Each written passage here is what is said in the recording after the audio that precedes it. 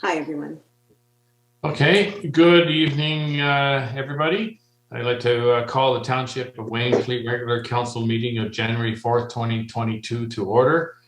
We'll do the land acknowledgement statement. We'd like to begin our meeting by acknowledging that the land on which we gather is the traditional territory of the Anishinaabe and Haudenosaunee peoples, acknowledging the One Bowl and Spoon Treaty. I look for, from our councilors, any disclosure of pecuniary interest and general nature thereof. Okay, seeing none. We have no presentations this evening. We'll move right into mayor's remarks. Please note that the meeting proceedings are being broadcast live, recorded, and made available through the township website and youtube.com.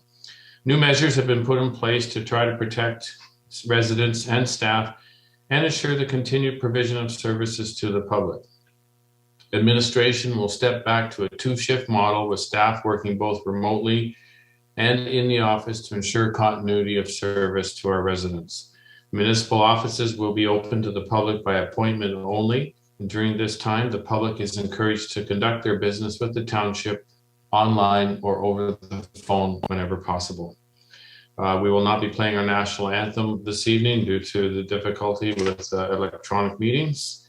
Our next regular meeting of Regional Council will be held on January the 20th at 2022 at 6:30 p.m. And our next regular meeting of council will be held January 25th at 7 p.m. in Wainfleet. Are there any council remarks? Okay, seeing none. Can we review the adoption of the previous council minutes? Any comments or corrections on that draft minutes listed in the agenda? Okay, seeing none. Make a motion that the minutes of the regular meeting of council held December 7th, 2021 be adopted as circulated. I need a mover and a seconder for that, please. Councillor McClellan and Councillor Gilmore. Is there any discussion? Seeing none, I guess I have to do a recorded vote here. Councillor Cridland. Favor. Councillor Gilmore. Favor. Councillor McClellan. In favor. Councillor Van Vliet. In favor. And that is carried. We have no public meeting this evening. We have no delegation. And so we're going to move right into our admin staff reports, and I'll look to our CAO to speak to the COVID impact report. Good evening, Mr. Mayor and members of council. Happy New Year. First report before you is COVID update report. Again, it was drafted prior to December 30th, which means it is a little out of date right now. But it does highlight the threats of the Omicron variant and the township's initial reaction to that, which has involved moving a number of our staff to remote operations in order to ensure the continuity of business of the municipality through any Omicron threat that might present itself. Likewise, it involves and recognizes the decision of the Emergency Control Group to close Town Hall, to just drop in business and move to a by appointment only operation, similar to the operations that we had going during most of the pandemic over the course of the last almost 2 years. That being said, the key takeaway that I'd like to bring to everyone's attention is a press release that was issued by the province on January 3rd, which emphasizes or establishes that Ontario is moving to a modified step 2 of the roadmap to reopen. Of primary concern to the township of this newly announced step back at the provincial level is the closing of all indoor sport and recreational facilities, including gyms, arenas, and other recreation facilities. What that means is that effective January 5th, which is tomorrow, 12:01 tomorrow morning, that the Wainfleet Arena will be closed until at least January 26th, 2022. We had an emergency control group, a special emergency control group meeting earlier today to review the sort of implications and operational procedures that we'll be putting in place. And we will continue to monitor the situation as it unfolds. But as of right now, the arena will be closed in accordance with the provincial order until January 26th. We will continue to monitor, and we'll be reporting back to council as that deadline comes closer. That will pretty well summarize the report. We'll try to respond to any questions if anyone has any. Otherwise, that would be the COVID update report for January 4th, 2022. Okay, I look have a mover and a seconder to receive that report, please. Councillor McClellan, Councillor Van Vliet. Is there any discussion on that report? Okay, seeing none. Recorded vote. Councillor Cridland. Favor. Councillor Van Vliet. In favor. Councillor Gilmore. Favor. Councillor McClellan. In favor. And that is carried. Now go to the Community and Development Services Staff Report, PSR 13/2021. The condominium agreement and final approval of the draft plan of the condominium agreement, Lakewood Beach Properties Limited, deferred from the December 7th, 2021 regular meeting of council. We'd like to note that to the public that the council has received numerous phone calls, emails, letters, providing input, feedback to this project regarding the Lakewood condominium agreement and final approval. We want to thank everybody for those comments, that input. It's been very important to receive that information, and please know that we have read those documents, those letters, and that has all come into all that information, and feedback from the public has formed part of our decision-making process here this evening as we move forward. So you may not have heard directly back from one of us, but all those letters were received and were read and looked at. So I'd like to, at this point, come to Ms. Ivins to speak to the overview on her report. Thank you, Mr. Mayor. So as you mentioned, this report was deferred from the last council meeting on December 7th. And the intent of the report is to bring forward the final condominium agreement for the development and seek council authorization for final approval.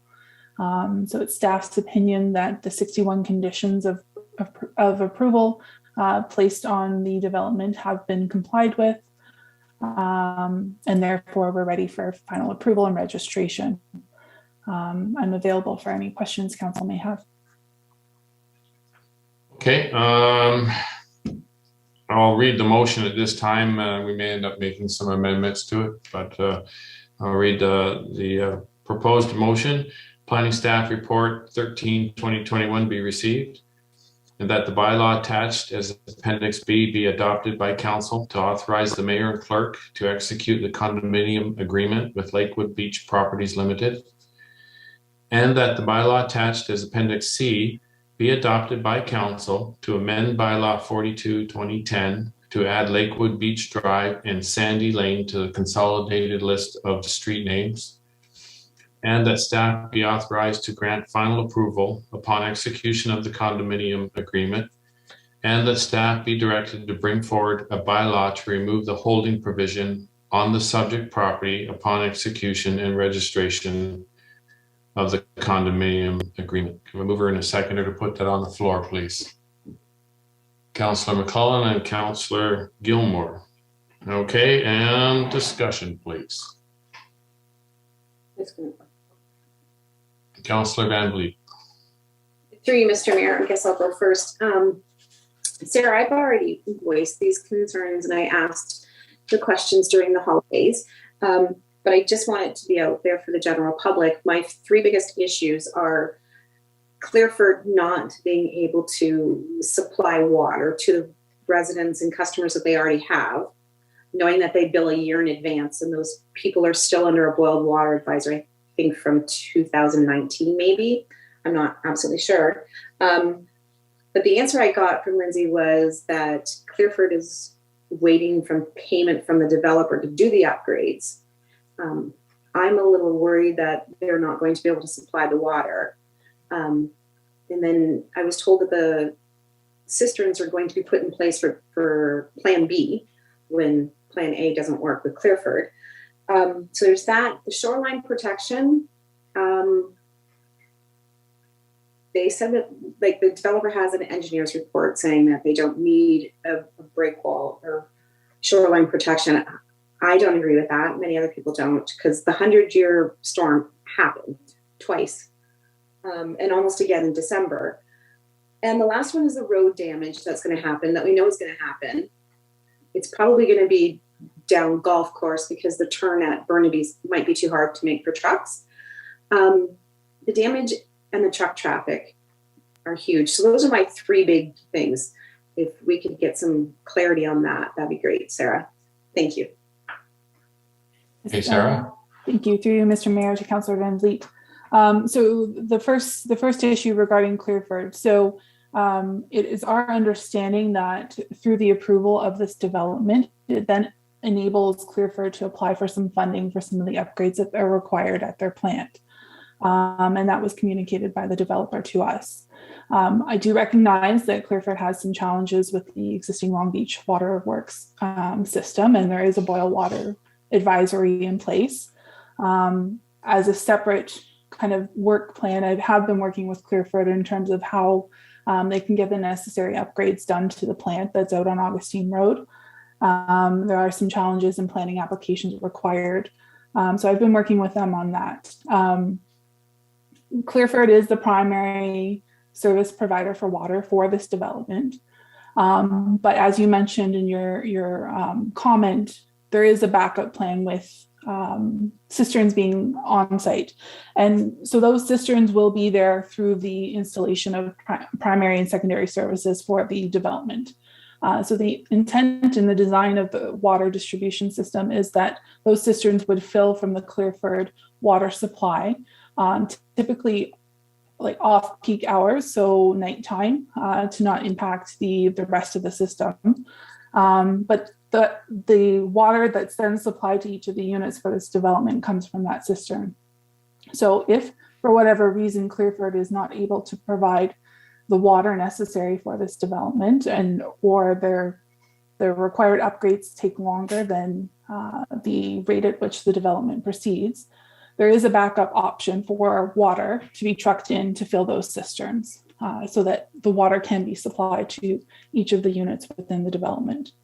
And so there are two ways in which water could get to the residential units in this development, with the primary focus being the Clearford water system. In terms of shoreline protection, which was your other comment, so that's been evaluated significantly since the development was first proposed. So we go back to, as part of the complete application, when we were considering the draft plan of condominium, Amick Foster Wheeler in 2016 did a review of shoreline and floodplain as it related to the development. There was additional work through some comments from our drainage superintendent at the time, as well as the Conservation Authority. And Greenland provided some information in 2018. And then more recently in 2020, as part of the Conservation Authority permit that the developer has, had Wood Environment complete a review of the Casey Drain floodplain and shore plan engineering, having a look at the shoreline hazard assessment. And the findings of those reviews concluded that, that the proposed design is adequate in mitigating potential impact from the hazards associated with Lake Erie, as well as the flooding associated with the Casey Drain. In terms of road damages, I'll just have to pull up the agreement, but you know, through the agreement, there are requirements for keeping our road system within an acceptable condition. And that's pretty standard in any development application. We recognize that there will be a lot of equipment and trucks coming through the installation of services and site grading and site alteration. So that's built in with all of our development agreements. So we've seen that in other subdivision agreements like the SAW subdivision. There are clauses in there that requires that the developer keep the roads in and around the development free and clear from dirt and debris throughout the construction activity. So that is one way that we can ensure that that happens, and we have a legal agreement that binds both parties to adhering to that. Okay, follow up, Councillor Van Vliet. Thank you. Thanks, Sarah. I do have a few more questions about the water. As far as cisterns go, is there one cistern or is there several? And how many liters is it? So I'm trying to figure out if this is going to be the plan, how many trucks would be trucking in water? I'd have to dig through that information, and it might take me a few minutes to do that. Oh, sorry. I didn't look into the details to prepare for this evening in terms of how many cisterns. I do believe that there's 2, but I'll have to have a detailed look at their design again to confirm that. I see Ms. Earl came in, and perhaps you can supply some information to that. Yes, thank you, Mr. Mayor, and through to you to Councillor Van Vliet's question about the cisterns. There is 2 cisterns for the drinking water. The municipal responsibility agreement identified 2 cisterns that were, I think it was 50 cubic meters. Maybe it was more than that. But there are 2 cisterns, and then there was also the firefighting cisterns as well. Okay, I don't know what 50 cubic meters is in liters or gallons, like the capacity of what it holds. Does anybody know that information? Okay, I'm just wondering how many trucks per day would happen. I know what we need for our own house, for our 4,000 gallon cistern. I know how often we need to fill it. Now there's only 2 of us, it's not so often, but when there was 4 of us and sometimes 6 of us, we were filling it 3 times a month. So I'm just wondering what we're looking at as far as water goes. Okay. I guess we have no more information on that. Just a second, Councillor McClellan, Councillor Van Vliet, do you have anything further? We can go to other questions and I'll come back. Thank you. Oh, okay, Councillor McClellan, you were next. Yeah, thank you, sir. Through you, Mr. Mayor, one of the things I did a little gathering on this, 42 houses, if we have 3.5 people per house, it's 30,000 gallons of water a day that they would need in there. If they have 2 cisterns, maybe if those 2 are tied into the firefighting cisterns that are there, it'd be enough water. We wouldn't have to worry about trucking it in. But otherwise, that's roughly the number of gallons per day, according to our government, that tells us what the average household uses, a person uses per day. So that was one. My biggest thing is the shoreline protection. I mean, I've walked that after storms, during storms. I do not understand how anybody says that doesn't need shoreline protection. And from what I just heard from Sarah, there's 2 or 3 engineers' reports on it. That's fine. As long as we're never going to be liable for it or responsible to fix it, I guess it's not our problem. But I don't believe that it doesn't need shoreline protection. Okay, thank you. Councillor Gilmore. I was just going to let you know that 50 cubic meters is 50,000 liters. So if there's 2 of those, it's 100,000 liters. Thank you. Thank you. Okay. Other questions, Councillor Van Vliet? You have that answer now. I see Will just popped in. Would you like to comment there, Will? Through you, Mr. Mayor, to council. Again, I appreciate very much council's interest and concern regarding these issues of water supply, of shoreline protection, and of potential road damage. And again, I would also take this opportunity to note that those are all areas of concern that were identified and raised by previous councils when they were considering the sort of development application that was put before them.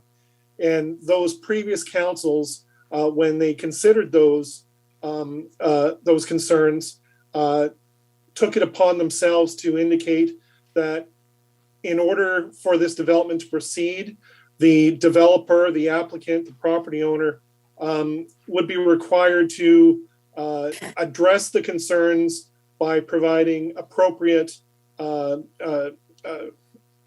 remedies or appropriate agreements or appropriate investigations to confirm that the development could proceed in a manner that was safe and appropriate based upon the conditions of the site. To that end, with respect to the water supply, again, we heard from Sarah that the previous council said, just your word that the water supply will be adequate isn't enough. We need to make sure that there are appropriate steps and precautions put in place to ensure the continuity of water, both at the time that the development is being built through into the long term, up to 20 years out, in the event that the water supply is interrupted. And to that end, again, the cisterns were identified to be put in place on the property. A primary filling solution, as indicated by Sarah, was identified by the developer, and a backup was put in place to allow the trucking in of water to fill those cisterns in the event that the primary system fails. Again, the thing to point out is that trucking in of water is a pretty common type of approach to filling of cisterns across Wainfleet right now, including, for example, the filling of cisterns at the town hall complex, which feeds the arena, the community hall, town hall, the library, the fire station, etc. So it's not a new approach, but it's the backup that's been put in place to deal with the situation should the primary pipeline from Clearford not come through. In addition to that, there's yet a second backup, which provides that if the property owner, for some reason, is unable to provide that fresh water supply to fill those cisterns, then there's a responsibility agreement that provides that Niagara Region would, in fact, make sure that those cisterns are filled for those residences at the plan of condominium. So again, it's a concern that was identified by the previous councils. It's a concern that has been sort of dealt with through the condominium conditional approval process with appropriate backups put in place to address them. And the information that we have is that all those backups are in place and satisfy the sort of conditions that were laid out by the previous council. With respect to shoreline protection works, again, that's another one of those issues that was raised by previous councils. And prior to saying that they would agree to permit the agreement or the development to proceed, prior councils said you need to provide the appropriate engineering reports by a shoreline engineer that can evaluate the circumstances of the design and make sure that the proposal is safe. That has to be approved by the Niagara Peninsula Conservation Authority. And as we heard from Sarah, all those processes have been put in place to address those requirements regarding shoreline protection based on current design plans. And as noted by Councillor McClellan, based on all the information that we have presented to us, the studies, the investigations, and the analysis that have been conducted by outside agencies indicate that those concerns have been addressed by those studies that have been done. And finally, as mentioned, with respect to road damage and traffic, there has been a condition that was required by previous councils that appropriate steps be put in place to ensure that truck routes, that damage to roads, that fouling of roads that might occur as a result of the development, that they are dealt with through the development agreement. And such an agreement has been put in place with the township and the developer in order to address any of those concerns. And that is, as mentioned by Sarah, a very common type of subdivision requirement, whether in Wainfleet or in Port Colborne or in downtown Toronto. So all those steps have been put in place. All those concerns have been previously noted and addressed through this sort of review process to a point where, as staff and after reviewing all the documentation, the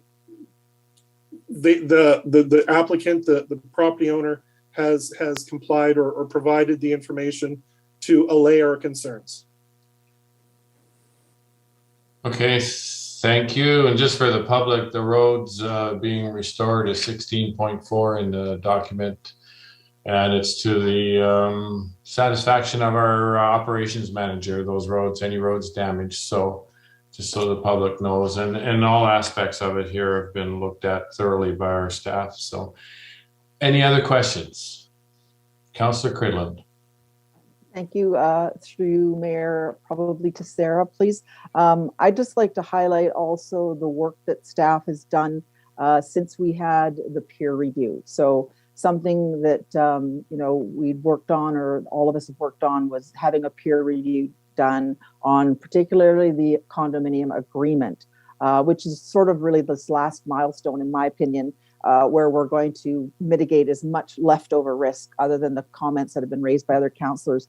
I wonder if you could maybe just briefly go over, the strength of the agreement, because that's what we're going to have later when we need it. I know there's some significant financial mitigations in there. And if you could just talk very briefly to that last bit of work that we've done on that, that would also help the public and help ourselves for this evening's vote. Thank you, Sarah.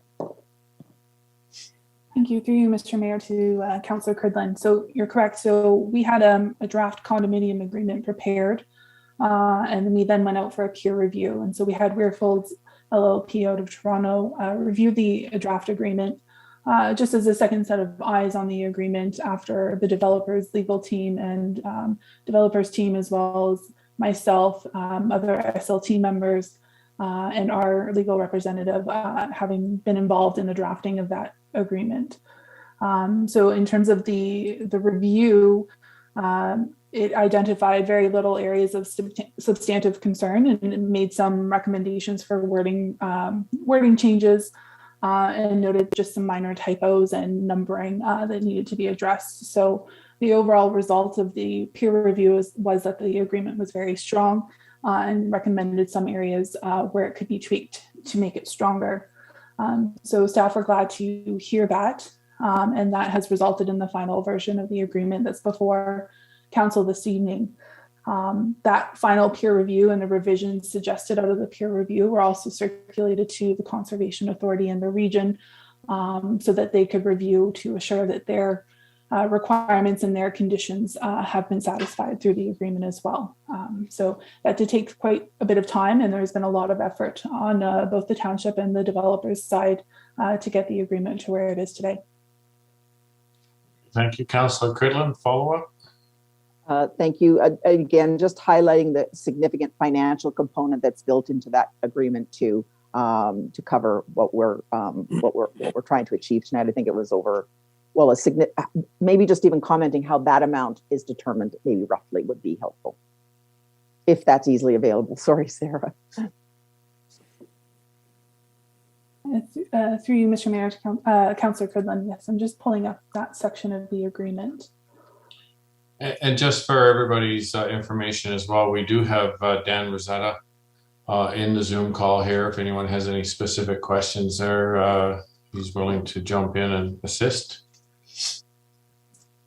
And Mayor, back through you, Sarah, I know that that's all in the public domain anyway. Am I correct?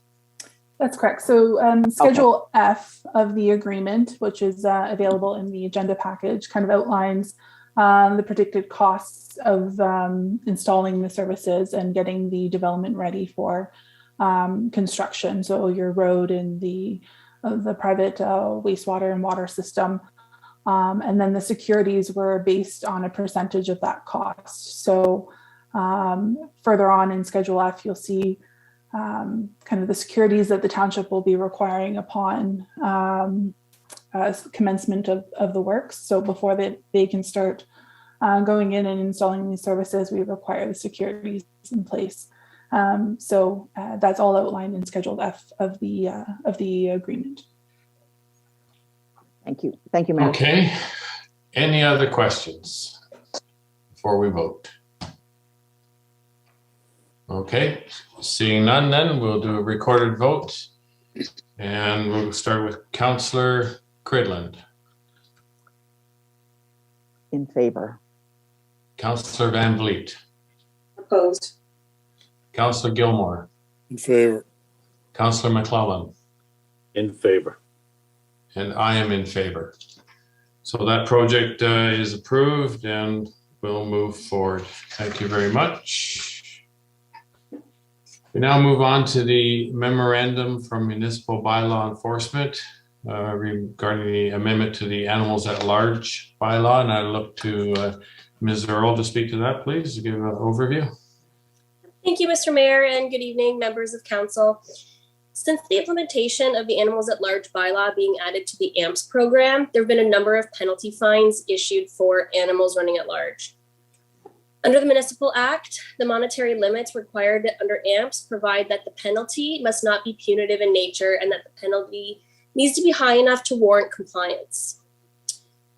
The problem is that achieving voluntary compliance has proven difficult for our staff. And, with the number of fines being issued, it's often to repeat offenders. So staff are proposing that we increase the current $200 amount of the penalty to $500, and that may prove beneficial in achieving better compliance, especially in the attempt to achieve a reduced number of occurrences. With the amendments to the bylaw, we're also looking for a housekeeping amendment just to reflect a couple of Humane Society name changes throughout the bylaw. And I am open for any questions if there is any. Okay, thank you. Councillor Van Vliet. Thank you, Mr. Mayor.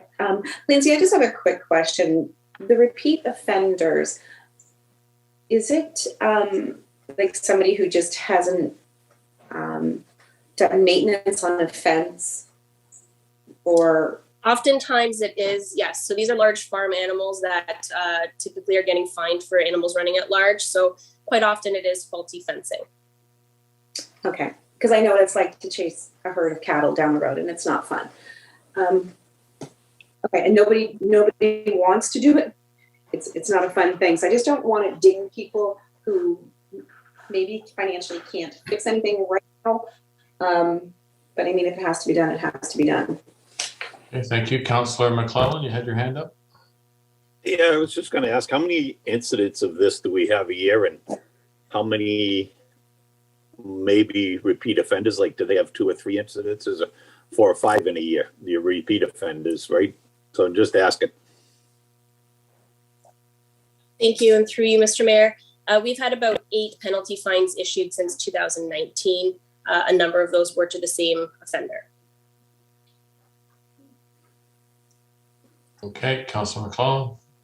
Yeah, so my question is, if you're going to $500, is it really going to make a difference? Or, do we, first one, if you get 2 in a year, it doubles, right? Let's make them get the fences fixed or their animals tied. Okay. Anything else? Councillor Gilmore? Yeah, I concur with Councilor McClellan. That's a better approach. I don't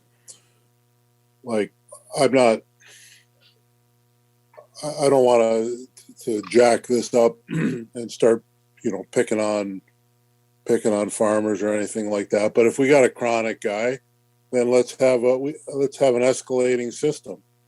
But as far as the rest of them go, I mean, So you've had 8 occurrences in 2.5 years. Well, it's not very many. And if it, cows get out. I mean, so you can tweak it if you like, but I agree with Councilor McClellan. It's a better approach. Okay, thank you. Councillor Cridlin, your hand was up. I'm sorry. So that we're saying that the first penalty was the 500 or the second one? Sorry, Lindsay, through you, Mayor. Through you, Mr. Mayor. The current penalty is 200 per fine, and the proposal is to increase that to 500 per offense. For the first offense? Yes. So thank you. If I could continue, Mayor? Yes, please do. Then I might suggest we maybe invert that, where your first offense is still the low number, because we're not looking to make that on somebody who's legitimately had something just go wrong for the first time and then repairs and does the proper thing, where the second offense perhaps can be the larger penalty. Would that be perhaps fairer? The main thing on this is that we're not interested in the farmer whose cows get out once due to unforeseen circumstances. That's not who we're targeting here. What the issue is? The issue is a few people who consistently allow their fences to be in poor state of repair, and the animals get out regularly. There's also cases where I know that penalties have not been issued. I'm personally aware of that. I've been called where the cows have been out and causing damage to people's property, yards, etc. So that's what this is aimed at. And I also agree that going from 200 to 500 to me is not adequate. I think that we do need to do something more in respect to, like we did with our, the fouling roads, escalating system. Makes sense to me. And there should be some other things that we can look at as well. And I agree that we do need to do a little bit more on that. Will, you popped in, you have comments? Through Mr. Mayor to Council. The one comment I was going to make is that the general practice of municipal law enforcement is not always to hammer away with the fine on a very first offense. The officer takes it upon himself to first educate and inform the property owner of what the bylaws are. And fining is usually a last resort after multiple sort of efforts to provide information to the property owner about sort of the rules regarding animals, especially large animals, again, whether they're cows, horses, those are the ones that present not only a challenge to neighboring property owners, for example, creating damage on their property, but for example, those animals that might be loose on a road, dark road, late at night in the middle of the country, that present a challenge to the traveling public as well.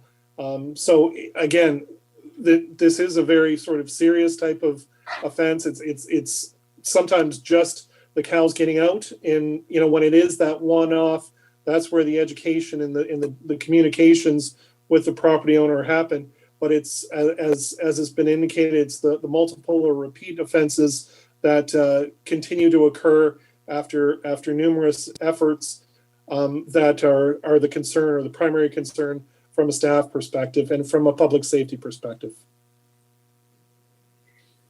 Okay, thank you. So the motion is that the memorandum from the municipal bylaw enforcement officer regarding the amendment to animals at large bylaw 008/2018 be received as information. Do we want to send this back to staff for a further review and make some changes according to what they've heard from council this evening? I'm thinking that's where we want to go. Is that Councillor McClellan? Yep. Through you, Mr. Mayor, I would like to send it back. I'd like to see that you get one warning. The first fine is $250. The second one goes to $500. Let's hope there's not a third one or a fourth one, because then it's just going to keep going up. But I think one warning is it, and that's it. my grandparents were farmers. They had cattle, they had pigs, they had everything else. And yeah, once in a while one got out, but not very often. There's been incidents here as well where we've already been working with various farmers to try to, fix the situation a number of times. And so it's already been a problem. Will, go ahead. Through you, Mr. Mayor, just from a sort of administrative perspective, the administrative monetary penalty system doesn't really sort of allow for warnings. It sort of establishes a penalty for the first offense and subsequent offenses if you want to go that way. And my suggestion is our normal practice is to give everyone an initial warning and education outside of the sort of provisions of the penalties. So from what I'm hearing from council, if this is the direction to come to staff, is to sort of establish a sort of tiered penalty system similar to what was done with our fouling of roads bylaw, where the first offense would be $250. A second offense would be $500. And again, do we want to go to a third offense being $750? Third and subsequent offenses being $750? Is that sort of the direction I'm hearing from council? And we can bring that back as a bylaw to your next meeting? Yes, I think that's what I'm hearing from everybody. Yes, general consensus. Okay, so we send that back to staff. I'll move that. Okay, Donna, move that. And seconded by Councillor Gilmore. And to send it back to staff. All in favor, Councillor Cridland. In favor. Councillor Van Vliet. In favor. Councillor Gilmore. Favor. Councillor McClellan. In favor. Okay, and I'm in favor. So that is going to send back to staff. Councillor McClellan, go ahead. I just want to add one thing, or maybe put into consideration. There are animal activist groups that come out and open gates and do foolishness. I mean, whether it's for small animals or large animals, but if there's any evidence of that, I don't think it should be on the farmer. You know what I mean? But I know there's been different places around Ontario where they've gone into chicken barns and opened them up, or different situations, right? So, yeah. Yeah, that totally would be written into the, in that situation. Yeah. Will, go ahead. Through Mr. Mayor, we've also had situations of fences being knocked over due to storms, and in other municipalities I've worked for during a vehicular accident, a transport truck took out a line of fence. And in cases like that, the officer certainly will not penalize a property owner when something happens through no fault of his own. One other option for council's consideration, rather than sending this back and us bringing it forward at the next meeting, the other option you have before you is that you can sort of direct that the bylaw be amended on the spot this evening. We can amend the schedule on the spot based on the sort of direction you've just given, if you wish to proceed with the bylaw this evening. So I'll throw that out as another option.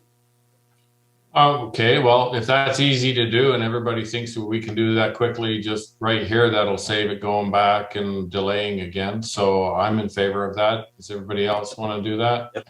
Councillor McClellan, yes. Councillor Van Vliet, yes. Looks like yes all around. So, okay, so can we make that amendment, Meredith, to the bylaw, so then we can carry on? Okay. Just through you, Mayor, just as a small point of order, maybe, do you need me to withdraw something then, that last motion? Okay, thank you. No. Thank you. I see the clerk nodding. Okay, so we still have to vote on that, Meredith, again now? Okay. Good. Why not? Pardon me? Well, we amended the bylaw. We have to vote to pass it. Yeah. Well, Through you, that's Mr. coming. Mayor. So what I'm going to do is include that amendment within the motion that you just passed. You all generally accepted it as a council, so then it'll be amended once you consider the bylaws later on in the agenda. You'll be approving it as amended Okay, based on And the the motion that you just bylaws- passed. Actually, the bylaws are coming almost next. So, okay, moving on. Review of correspondence. We have no correspondence listed on the agenda this evening, and we'll move to our bylaws. And I'm going to ask Meredith to go ahead and read those bylaws. Thank you. So we will be doing these bylaws in a block. The motion being that the following bylaws be read and passed this 4th day of January 2022. Bylaw number 1, 2022, being a bylaw to close and convey part of a public road, being the road allowance between the Township of Wainfleet and Township of Moulton, designated as Part 1 and Part 2, 59R 17110, Township of Wainfleet. Bylaw number 2, 2022, being a bylaw to amend bylaw number 42, 2010, being a bylaw to adopt municipal and private road names in the Township of Wainfleet. Bylaw number 3, 2022, being a bylaw to authorize the entering into a condominium agreement with Lakewood Beach Properties Limited. Bylaw number 4, 2022, being a bylaw to appoint a chief building official for the corporation of the Township of Wainfleet. Bylaw number 5, 2022, as amended, being a bylaw to amend bylaw number 8, 2018, being a bylaw to prohibit and regulate animals being at large. Thank you. I have a mover and a seconder for those, please. Councillor McClellan and Councillor Gilmore. Is there any discussion? Councillor Van Vliet. Through you, Mr. Mayor, I don't know who I direct this to, but bylaw number 1, closing of part of the road allowance. I think that Lindsay gave me information during the holidays with an updated photo of that, and it would probably be helpful for that to go either on our website or on our Facebook page, whatever social media, so that the public doesn't think that the township is selling a beach. We're selling a very dangerous part of the lake that is totally now exposed because the break wall on the Haldeman side is gone. And it's just, I had heard some talk about this bylaw, and we had a delegation come forward about it. I just want to make it clear to the public that it's in no way a public access. It's extremely dangerous. Okay, thank you. And we can give that instruction to our CAO to make sure that the public is informed through our social media to be aware of that situation. So Thank you. thank you, Councillor Van Vliet. Okay, recorded vote on accepting those bylaws. Councillor Cridland, in favor or opposed? In favor? Councillor Van In Vliet. favor? Councillor Gilmore. no, just a sec. Donna walked on Sherry. Okay. In So- favor or opposed? Councillor Cridland. In favor. Councillor Van Vliet. In favor. Councillor Gilmore. Favor. Councillor McClellan. In favor. That is carried. Are there any notices of motion this evening? Councillor Cridland. Thank you, through you, Mayor. Kind of building on what Councillor Van Vliet was just talking about, the bylaw that we passed on the conveying the road allowance. It's just a notice of motion around bringing the policy or having the staff review the policy for closing or conveying road allowances. So I will bring that back when at either the next meeting or the next meeting, but that's the notice. Okay, thank you. I see the clerk recording that notice of motion. Any other notices of motion? Councillor McClellan? Councillor Yeah, McClellan? maybe somebody can repeat what Councillor Crinland said. It was completely broken up on my end. All right, we seem to be having maybe a little internet problem here, but we'll keep going. Councillor Crinland, would you repeat that, please? Oh, don't say internet problems. Okay.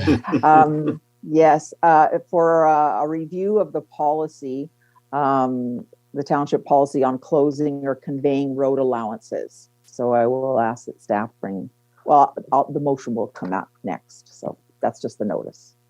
Okay, thank you. Okay. We will now move, look at moving into our closed meeting. Council now moved into closed session to discuss item under section 239(2)E of the Municipal Act 2001, litigation or potential litigation including matters before administrative tribunals, 2 potential litigation matters. Number B, item under 239(2)B of the Municipal Act 2001, personal matters about identifiable individuals, including municipal or local board employees, 2 staff recruitment matters. And item C, under 239(2)C of the Municipal Act 2001, a proposed or pending acquisition or disposition of land by the municipality. It's a property acquisition matter. A mover and a seconder to move into closed session, please. Councillor Van Vliet and Councillor McCridland. Any discussion on that? Okay, seeing none. Opposed or in favor? Councillor Cridland. In favor. Councillor Van Vliet. In favor. Councillor Gilmore. Favor. Councillor McClellan. In favor. We'll now move into closed session. So that's another Zoom.